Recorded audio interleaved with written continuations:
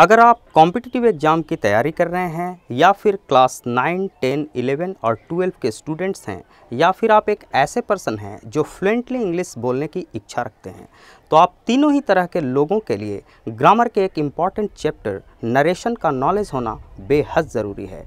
और इसी चैप्टर को मैं इस वीडियो में आपको डिटेल में और यूनिक तरीके से पढ़ाऊँगा। हेलो एवरीवन, मैं हूं भुवन भास्कर मिश्रा और आप देख रहे हैं मेरा YouTube channel English with Bhaskar sir. इस चैनल को करें सब्सक्राइब, बेल आइकन को प्रेस करें। आइए शुरू करते हैं। नरेशन का मतलब होता है कथन। Narration and speech are synonymous words, यानी नरेशन और स्पीच दोनों ही पर्यायवाची शब्द हैं। नरेशन और स्पीच दोनों का मतलब होता है कथन। चाहे हम नरेशन का इस्तेमाल करें या स्पीच का इस्तेमाल करें, दोनों एक ही है। आइए जानते हैं टाइप्स ऑफ नरेशन के बारे में। नरेशन दो प्रकार का होता है, डायरेक्ट स्पीच यानी डायरेक्ट नरेशन और इनडायरेक्ट स्पीच यानी इनडायरेक्ट नरेशन। डायरेक्ट स्पीच का मतलब होता है प्रत्यक्ष कथन। In direct speech the statement of the speaker is placed between inverted commas as it is. Direct speech में वक्ता के कथन को, वक्ता के स्टेटमेंट को जस का तस हूबहू बिना किसी परिवर्तन के इन्वर्टेड कॉमास के अंदर रख दिया जाता है। इनडायरेक्ट स्पीच में, अप्रत्यक्ष कथन में, in indirect speech the statement of the speaker is reported with some changes but no change in the meaning and without inverted commas. यहाँ दो तीन बातों पे ध्यान दें। इनडायरेक्ट स्पीच में a statement of the speaker is reported with some changes, कुछ परिवर्तन करके, वक्ता के कथन में कुछ हेर फेर करके, और तब हम लोग उसको रखते हैं। But no change in the meaning, लेकिन उसके भाव को, उसके मीनिंग को अक्षुण्ण रखते हुए उसके मीनिंग को नहीं बदलना है। एंड विदाउट इन्वर्टेड कॉमाज, और यहाँ इनडायरेक्ट स्पीच में इन्वर्टेड कॉमाज को ड्रॉप कर दिया जाता है, हटा दिया जाता है। एग्जाम्पल के लिए देखें, he says I am busy, वह कहता है मैं व्यस्त हूँ। डायरेक्ट स्पीच का एग्जाम्पल है। अब इनडायरेक्ट स्पीच में इसको चेंज करें, he says that he is busy, वह कहता है कि वह व्यस्त है। ये इनडायरेक्ट स्पीच का एग्जाम्पल है। आइए इनडायरेक्ट स्पीच के यानी नरेशन से संबंधित कुछ इम्पॉर्टेंट वर्ड्स के बारे में जानें।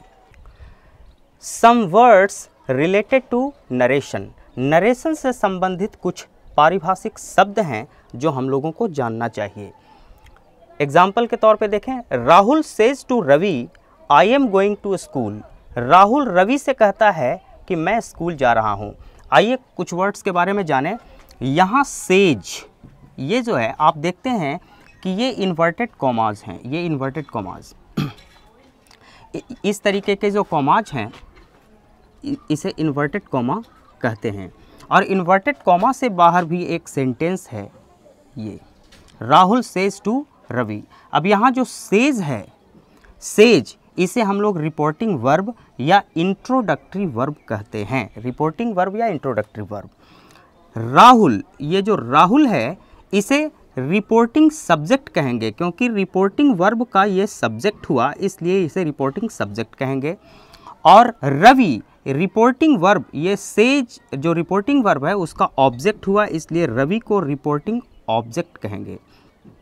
अब आइए जानते हैं, ये जो इन्वर्टेड कॉमास के अंदर जो ये सेंटेंस है I am going to school, इसे हम रिपोर्टेड स्पीच कहते हैं। I am going to school जो है इसे रिपोर्टेड स्पीच कहेंगे। पूरा का पूरा ये जो सेंटेंस है वो रिपोर्टेड स्पीच है। और रिपोर्टेड स्पीच में ये जो आई का इस्तेमाल हुआ है वो रिपोर्टेड सब्जेक्ट है। आई को हम लोग रिपोर्टेड सब्जेक्ट कहेंगे। और एम गोइंग को रिपोर्टेड वर्ब कहेंगे, क्योंकि ये रिपोर्टेड स्पीच का वर्ब है, इसलिए इसे रिपोर्टेड वर्ब कहेंगे। आइए डायरेक्ट स्पीच को इनडायरेक्ट स्पीच में बदलने के कुछ रूल्स के बारे में जानें। Change of direct speech into indirect speech, यानी डायरेक्ट स्पीच का इनडायरेक्ट स्पीच में परिवर्तन। डायरेक्ट स्पीच को इनडायरेक्ट स्पीच में चेंज करने के लिए दो नियम हैं। फर्स्ट नियम को हम लोग जनरल रूल्स कहते हैं, यानी सामान्य नियम, और सेकंड जो इसका रूल है वो है स्पेशल रूल्स, यानी ख़ास नियम। अब आइए जनरल रूल्स के बारे में जानें। जनरल रूल्स जो है वो वैसा रूल्स है, rules which are applied to all kinds of sentences. General rules वैसे रूल्स को कहेंगे जो हर प्रकार के सेंटेंसेस पे लागू होता है, चाहे सेंटेंसेस किसी भी प्रकार का हो, जनरल रूल्स उस पर अप्लाई होगा ही होगा। Special rules, different rules are applied to different sentences. यहाँ स्पेशल रूल्स में क्या होता है कि डिफरेंट सेंटेंसेस पे डिफरेंट जो रूल्स हैं वो अप्लाई होते हैं। अगर सेंटेंस असर्टिव है तो कोई अलग नियम, इंट्रोगेटिव है या ऑप्टेटिव है या इम्परेटिव है, अलग अलग सेंटेंसेस के साथ अलग अलग रूल्स फॉलो होते हैं। तो आज के लिए बस इतना ही। ये वीडियो अगर आपको अच्छा लगा तो इसे लाइक करें, शेयर करें, साथ ही इस चैनल को सब्सक्राइब करें, बेल आइकन को प्रेस कर दें ताकि इसी तरीके का इम्पोर्टेंट वीडियोस आपको आगे भी मिलता रहे।